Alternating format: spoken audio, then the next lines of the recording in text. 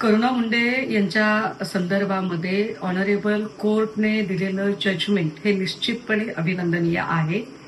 हा लढा फक्त एका महिलेने तिच्या आर्थिक नुकसान भरपाई किंवा उदरनिर्वाहासाठीचा म्हणून केलेला लढा नाही, तर हा लढा एका महिलेच्या आत्मसन्मानाचा लढा आहे.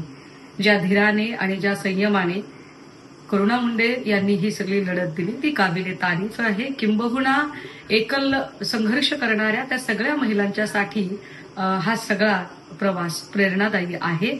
राहिला प्रश्न या सगळ्या संबंधाने धनंजय मुंडे यांचा राजीनामा मागण्याचा.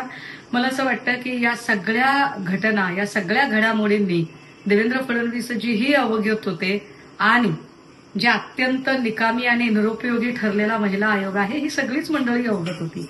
मग त्यांना सगळ्या कल्पना असताना त्यांनी मंत्रिमंडळात सामावून का घेतलं आणि या संबंधाने सगळा निर्णय घेण्याचा अधिकार देवेंद्रजींनाच असताना ते कानावर हात का ठेवत आहेत हा खरा कळीचा मुद्दा आहे आणि यावर देवेंद्र फडणवीसांकडून स्पष्टीकरण येणं जास्त गरजेचं आहे.